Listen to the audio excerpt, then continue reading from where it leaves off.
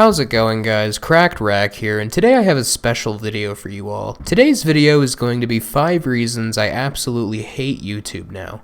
And this is not hyperbole for views. I genuinely despise this platform with a fiery passion that could burn down a whole forest. I have been a massively passionate supporter of YouTube for over 10 years now. From 2007 to about 2011, I was just a passive observer of YouTube. But from 2012 to 2021, I have been an obsessed creator, creating whatever I can to contribute to the platform I grew up with. And I know some people will be like, oh, you like YouTube this much, you're pathetic, get a life. But honestly, I don't care.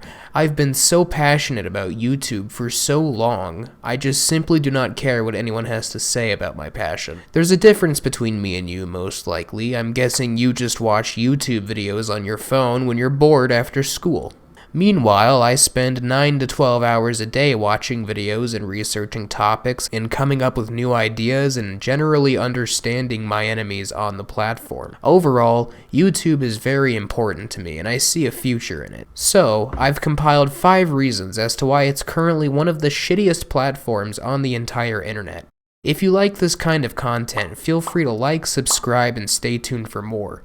Without further ado, let's get on with the list. Number 5. Everyone's a massive pussy. I don't know if this is just an older Gen Z thing or not, but every single creator on the front page these days is a massive soy-filled bitch who can't even swear or make mildly offensive comments without nearly crying. And no, I'm not a Republican boomer, I am a liberal 20-year-old member of Gen Z. I find so many current content creators to be just absolutely abysmal because they have no balls anymore. They won't step on anyone's toes because they believe that by being a squeaky clean content creator, they're somehow making the earth a better place. It's a giant delusion eaten up by a huge majority of YouTubers these days. I can count on my fingers the amount of current popular YouTubers who are comfortable being themselves and swearing or telling a joke that's a bit feisty or inappropriate. And this shift in content is absolutely not related to demonetization because demonetization has existed for 5 or 6 years now. However, this change in content happened within the last 2 to 3 years. It's a cultural shift, and the new batch of 18 to 25-year-olds who currently run the platform have decided that content needs to be preachy garbage that politically panders to the lowest common denominator. YouTube is also helping push this cultural shift with their constant liberal advertising that panders to current left-wing causes I won't name because I don't feel like getting banned. And like I said, I'm quite liberal myself, and even I am extremely annoyed at this hard left cultural shift YouTube has been going through the last few years.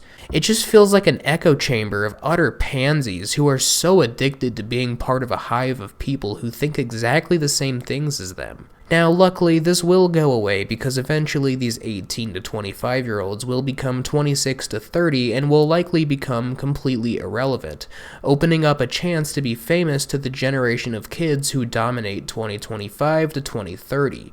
And trust me when I say the new batch of kids aged 11 to like 17 are extremely edgy and they're gonna fuck this place up when they get the chance, and I am excited. Number 4. Videos are way too long now. Back in 2012 to maybe 2016, the average video length was about 6 minutes. For a long video, the average video length was about 10 minutes to maybe 15 minutes.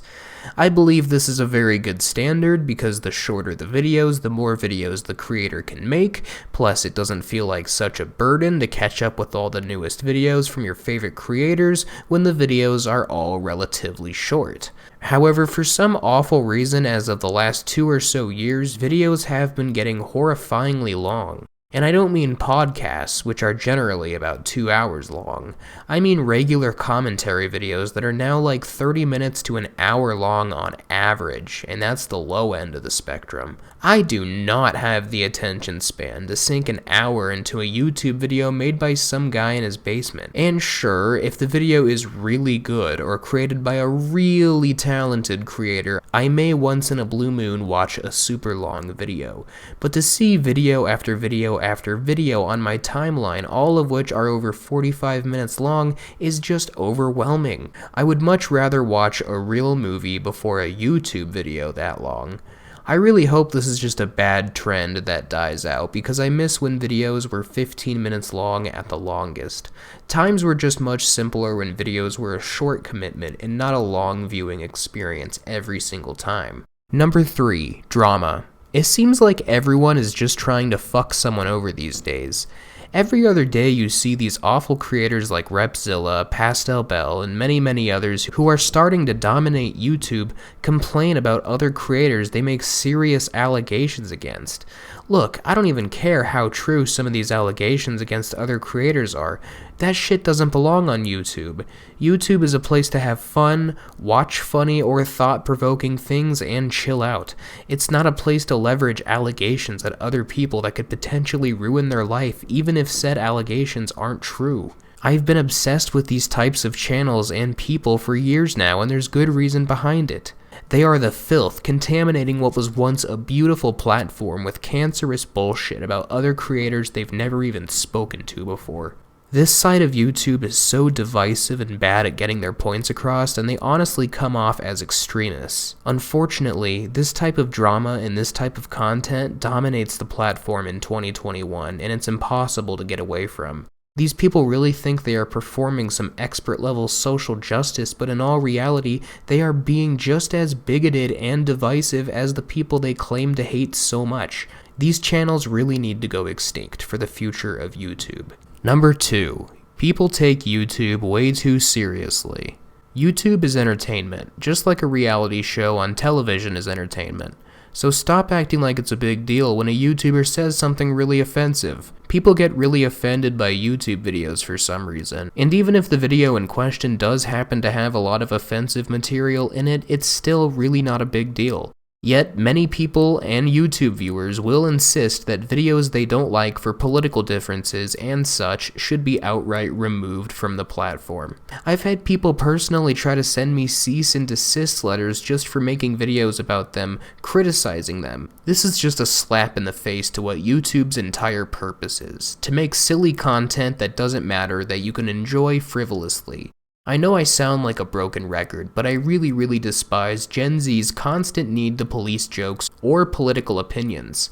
I'm fucking sick and tired of these wannabe Gandhis running around trying to police what we say on this platform and how we say it. And if we don't comply, we are shamed on a massive level using social media where a bunch of 12-year-old children will scream at you from behind a monitor while acting tough online. Overall, there's just a lot of people who take YouTube far too seriously and get really mad over dumb shit. Number 1. Views are all that matter now. Now, views have always somewhat mattered, but not to the extent they do now. If you even try on this platform or even have genuine reasons to be here making videos, if you aren't getting millions of views per video, you're an absolute loser on this platform. Everything has been so complicated by people's grandiose desire for fame and fortune on YouTube, and now views are not only social currency but a rite of passage to even basic respect on the platform. Small communities used to be respected as their own niche thing on YouTube, but nowadays in this social economy, smaller communities are just judged as being of lesser value than something with a massive following, simply because anything with views must be quality, right? But that's just not the case. Many things with huge numbers of views are less than stellar. Look at recent Smosh or even BuzzFeed, for example. Just because they have a high number of views, they will feel more high quality to the average consumer than a really high quality, well-made video that has 12,000 views. Unfortunately, this is just the way the wind blows on YouTube now, and everything has become a fight for viewership, clout, and everything else grandiose you could possibly think of. And yeah, those are 5 reasons I absolutely despise what YouTube has become. If you like this kind of content, like, subscribe, and stay tuned for more.